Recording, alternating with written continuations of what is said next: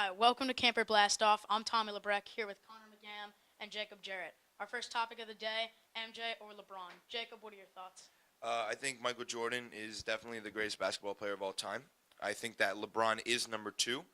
I think that most of the people who believe that LeBron is better say that he's the better basketball player, like he's a more skilled basketball player. I say they're about the same, and with Jordan's accolades, that would put him over LeBron by an amount that I think LeBron can overcome this one day, but I don't think it's fair to say he's better than Jordan yet. That's an interesting point. Connor, what do you have to say about that? I disagree. Obviously, LeBron James is the greatest basketball player of all time.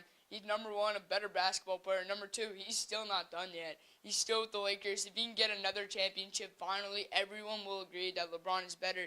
He has more All-Star games. He's just a better player in all. When you think about it, Jordan had Scottie Pippen and Dennis Rodman. All LeBron had was Kyrie Irving in that Game 7 game. That's an interesting point to make, but Jacob. I heavily disagree with you. First off, I'd like to say that how could you ever value one more of LeBron's rings, which would put him at 4-6 over Jordan's 6-0 record? I think that winning is obviously the most important part of basketball, and that individual accolades are nowhere close to as important as Jordan's many more team accolades. I think you're forgetting that people often forget Jordan's first three rings, that team was not that great. Scottie Pippen was very good. Bill Cartwright at center, B.J. Armstrong at point guard, and their bench was not very good at all. They really weren't that good of a team.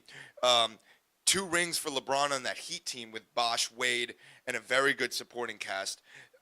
When they beat the Warriors, Kyrie, probably the best or second best point guard at the time. Kevin Love still a top three power forward in the league. I think that Jordan is easily better than LeBron. Those are interesting arguments going back and forth between team accolades and individual accolades. But as you mentioned, LeBron is joining the Lakers, one of the best teams in the West, with a throne opening up in the East. Who do you think takes the seat now? Obviously, LeBron.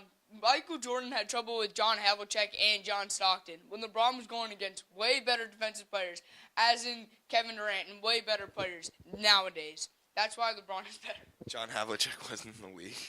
He had been retired. And John Stockton and Karl Malone, that Jazz team was an amazing team who we had to go through, as well as the Pistons, the Knicks every year, many other teams. You're saying the Warriors team wasn't just as good? 73-9, 73-9, coming back from 3-1 lead. But he only won once. But he only won one against the Warriors. 3 rings, bud. But one against the Warriors. And then those Heat rings, are those impressive? Yes, of course they are. Well, they're impressive, but they are as impressive as Jordan's 6. Yes. So you're saying LeBron having half as many rings. He's still a better player. All right, that's a very interesting argument, but LeBron going to the West and then joining the Lakers definitely opens up the throne for the East. Players like Kyrie Irving, Giannis, Joel Embiid, players like that. Who do you think is now the greatest player in the East? It's obvious. It's easily Giannis Antetokounmpo. One of the best scorers in the league, not only the best versatile, but a two-way player. He can do things on both ends of the court. He can score the ball. He can play defense. He's just a living monster. He has potential to be the greatest player of all time if he keeps it up. And he just has to develop a jump shot, and he's easily going to be good. Good point, Connor. Jacob? I would have to disagree with you on this. I think LeBron leaving the East now makes Kyrie Irving the best player in the East. I think that Kyrie has proved himself more in the postseason. I think it's very close in the regular season in terms of their numbers and how well they do. And even though that Bucks team isn't as good as that Celtics team, Giannis really hasn't led a team yet or carried a team to anything special. Neither has Kyrie, because I know he played with LeBron, but he proved in the finals, Eastern Conference Finals, and those back-to-back playoff runs how good of a player he really is and how he has a clutch gene, which Giannis has not shown. I think a little bit even this postseason, you saw guys like Brogdon or some of the not as good players as Giannis taking the ball at the end of the game for the Bucks, whereas Giannis wasn't as involved towards the end of the game despite how good he is and his numbers are. Giannis has to carry his team. If you look at that starting lineup, it's Malcolm Brogdon, Chris Middleton, Giannis, Tony Snell, and John Henson.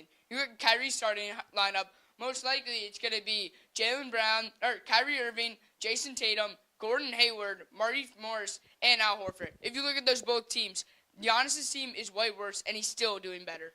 Right, but what has he done though? I don't believe that he's proved himself yet. I think there's a chance that you could say that he's more skilled than Kyrie, and you could say that about a lot of people. But who's the better overall player, and who's the player that's more valuable? I think it's still Kyrie. It might be Giannis in a few years, but right now I think it's Kyrie.